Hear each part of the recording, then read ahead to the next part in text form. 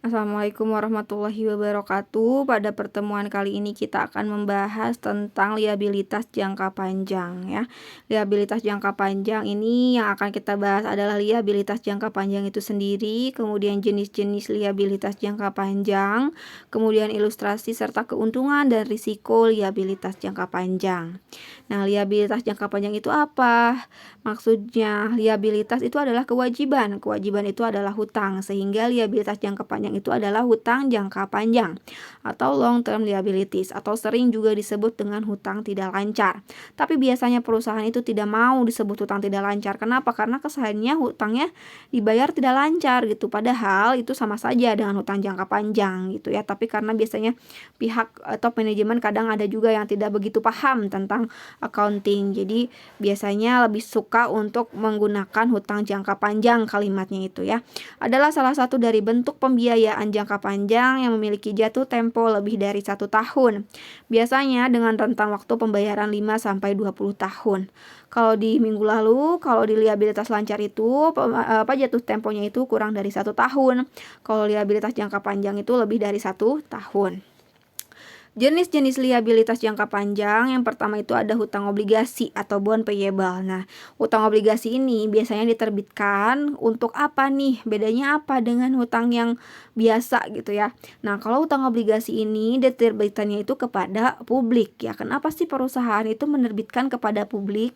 Karena biasanya perusahaan besar itu membutuhkan dana yang cukup besar ya. Ketika perusahaan membutuhkan dana yang cukup besar, itu tidak mungkin dari satu kreditur. Makanya dia itu menerbitkan obligasi karena membutuhkan dana yang cukup besar sehingga bisa menarik dana dari banyak pihak gitu ya.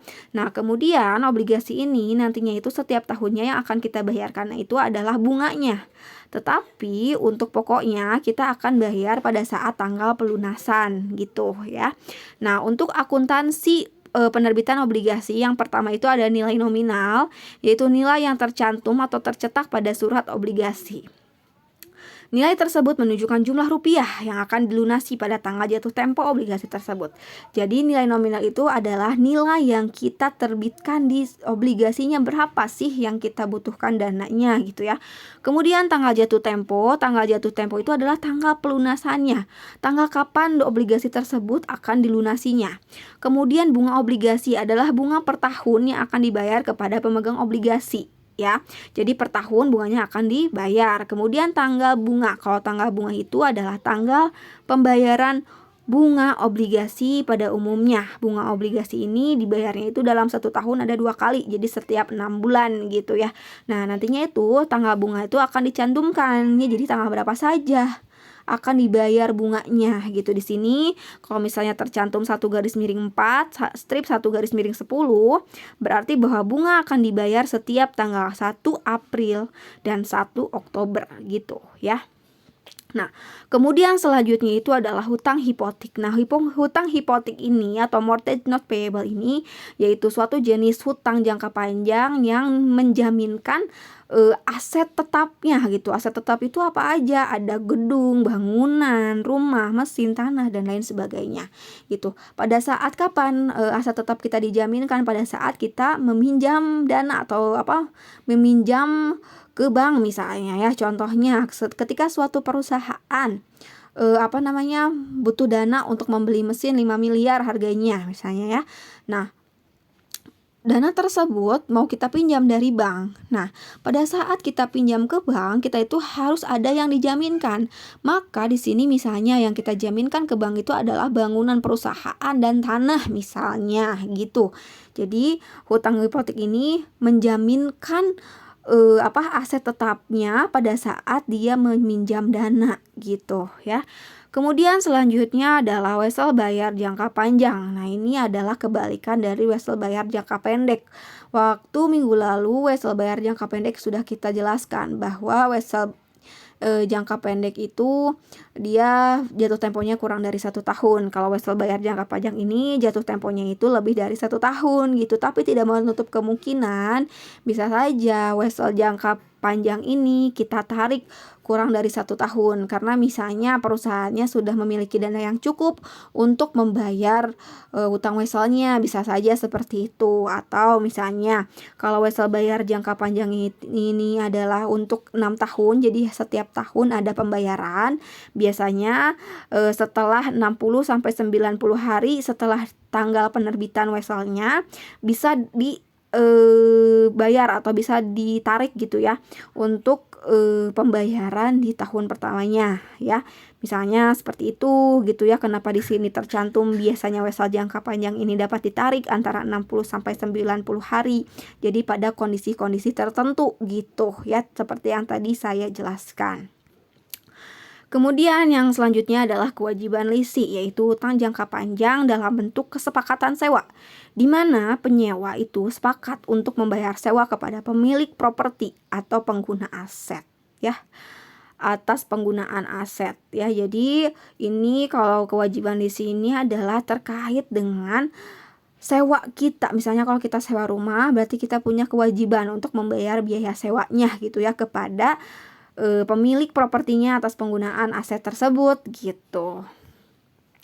Ini ada 2 ilustrasi. Ilustrasi yang pertama ini terkait dengan wesel bayar jangka panjang. Ilustrasi yang kedua itu terkait dengan obligasi. Untuk ilustrasi yang pertama, pada tanggal 31 Desember 2010, PT Lise meminjam uang sebesar 120 juta yang dibayar dengan bunga 10% dan akan dilunasi dengan 6 kali angsuran tahunan. Jadi ini akan 6 tahun ke depan itu masih akan dibayarkan setiap tahunnya. Nah, pada saat kita pada saat kita mendapatkan pendanaan dengan menggunakan wesel bayar jangka panjang, nanti pembayarannya jurnalnya itu adalah kas pada wesel bayar jangka panjang. Kenapa kas di debit? Karena kita dapat pendanaan 120 juta.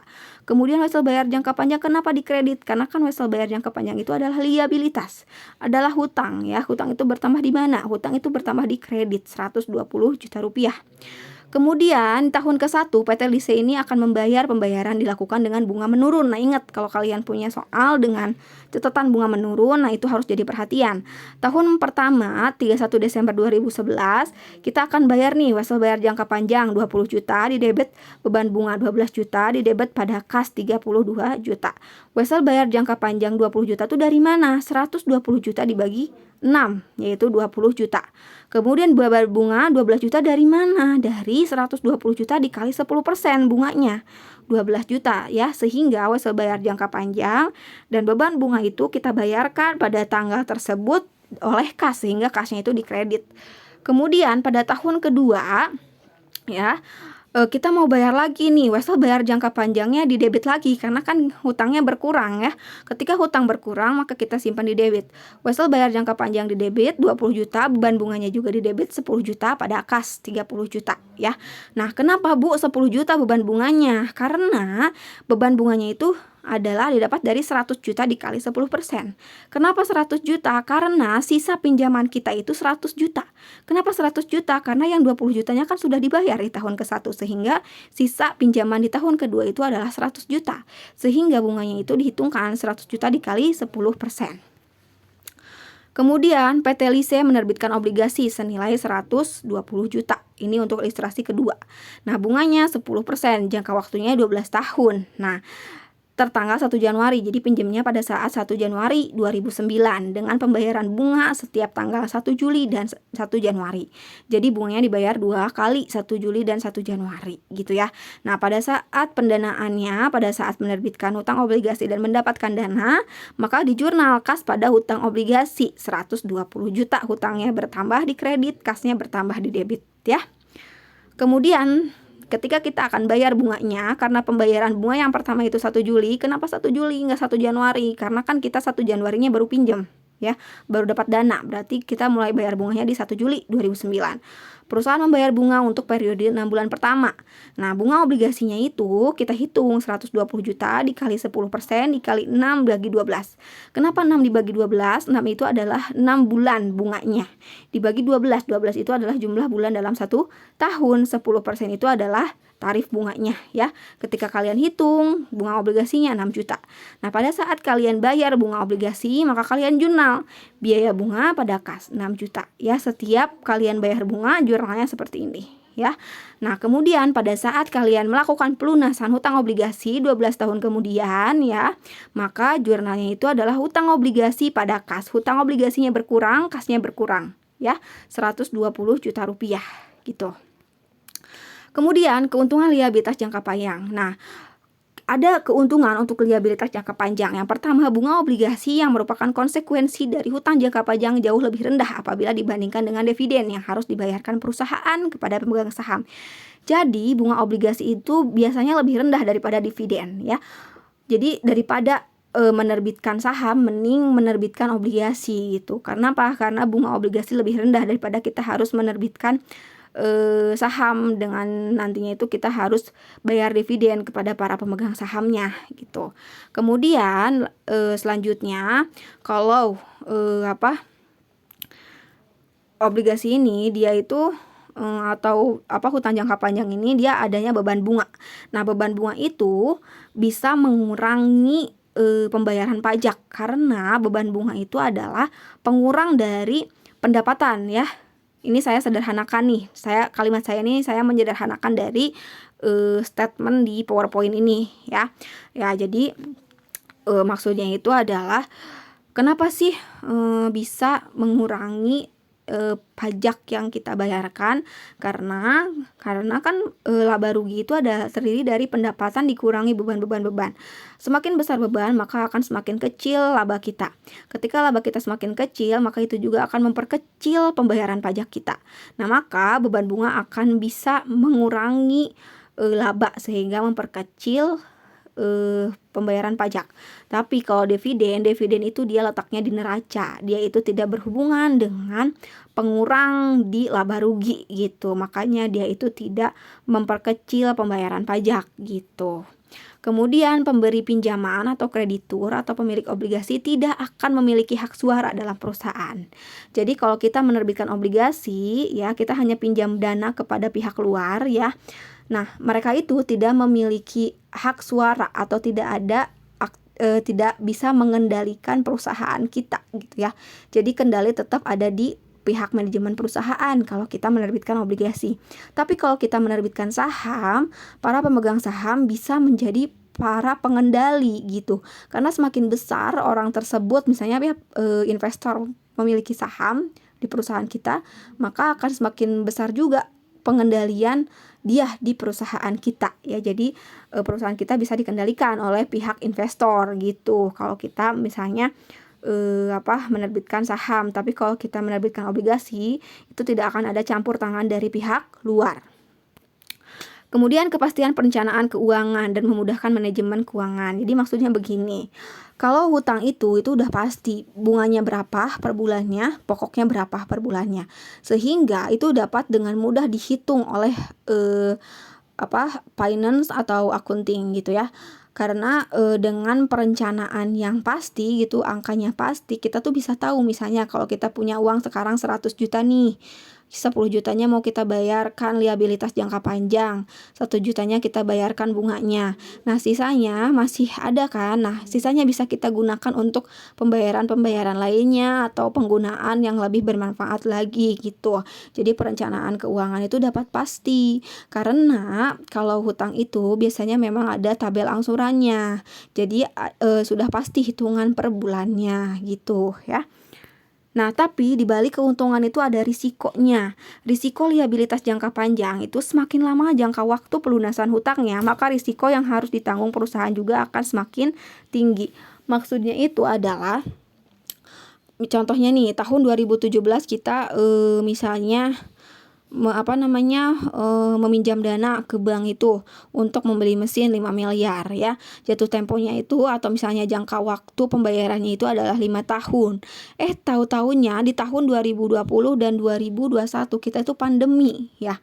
Nah, pada saat seperti itu perusahaan tuh ketar-ketir, dia itu penghasilan menurun, kemampuan membayar juga menurun gitu karena penghasilannya menurun, sehingga itulah salah satu faktor kalau resiko kalau misalnya kita minjam dengan jangka panjang gitu, karena kan kita tidak tahu apa yang akan terjadi 3 tahun mendatang gitu ya. Kalau faktor-faktor eksternal, sedangkan faktor internal pastinya bisa dikendalikan oleh perusahaan itu sendiri gitu. Kemudian, risiko yang kedua adalah kemungkinan harga saham perusahaan akan turun akibat tingkat tinggi atau rendah jumlah pinjaman. Jadi biasanya perusahaan itu semakin besar hutangnya, biasanya investor itu semakin tidak ingin menanam saham di perusahaan tersebut gitu ya. Kenapa? Karena kalau misalnya hutangnya itu bukan untuk mengembangkan perusahaan, tapi untuk hutang yang nggak jelas, maka itu yang ada hanya akan menjadi beban gitu ya bagi perusahaan gitu ya. Nah, sehingga investor berpikir lagi nih untuk menanamkan saham di perusahaan tersebut, karena banyak yang enggan sehingga harga saham jadi turun gitu. Kemudian menjadi beban tetap setiap tahunan yang harus ditanggung oleh perusahaan, yang bisa saja sampai pada level sehingga membuat perusahaan mengalami extreme leverage atau terjebak dalam utang yang tinggi. Jadi maksudnya tuh begini, kalau misalnya kita terlalu keasikan nih, beli apa-apa pinjem, beli apa pinjem, beli apa pinjem gitu ya. Nah, perusahaan bisa aja nantinya itu tiba-tiba kita itu terjebak di dalam hutang yang tinggi gitu, karena kan kita beli apa-apa ternyata pinjem, beli apa-apa ternyata pinjem. Nah, tanpa disadari bahwa hutangnya itu menjadi membengkak gitu ya. Itu juga kejelekan dari kebiasaan berhutang gitu. Kemudian penggunaan dana hasil hutang jangka panjang yang tidak efektif bisa mengganggu performa perusahaan, terlebih hubungannya dengan arus kas perusahaan. Jadi kalau misalnya berhutangnya bukan untuk meningkatkan atau menambah value perusahaan, itu akan merugikan perusahaan. Jadi kalau misalnya kita mau berhutang, kita tuh harus hitung berapa sih yang dibutuhkan ya, untuk apa, berapa nih cicilan per bulannya, sanggup enggak. Nah, jadi kalau misalnya cicilan per bulannya 1 juta nih, nah kita tuh harus tetap punya dana cadangan. Kenapa? Karena ditakutkan misalnya 3 tahun lagi ada bencana lagi nih kayak pandemi kemarin gitu ya. Nah, ketika hal seperti itu terjadi, kalau kita punya dana cadangan, kita akan bisa membayar cicilan gitu ya. Tapi kalau misalnya kita tidak punya dana cadangan, siap-siap saja kita tidak akan bisa bayar cicilan. Nah, kemudian kita tuh harus secara bijak mungkin kalau misalnya mau melakukan pinjaman dana itu. Kenapa? Kalau misalnya tidak menambahkan value perusahaan tuh jangan. Jadi kalau misalnya pinjaman menambahkan value perusahaan, misalnya pinjam untuk pembelian mesinnya kan bisa lebih menghemat listrik, kemudian bisa menambah kapasitas produksi, bisa membuat penjualan jadi meningkat karena kapasitas produksi meningkat, sehingga omset meningkat, sehingga keuntungan bertambah. Nah, kalau seperti itu bisa diperhitungkan kita pinjamnya ya. Yang penting itu bisa teratasi gitu, bisa ketutup setiap bulannya gitu. Oke, itu mungkin yang bisa disampaikan secara singkat dan jelas ya untuk pertemuan pada kali ini. Terima kasih atas atensinya. Wassalamualaikum warahmatullahi wabarakatuh.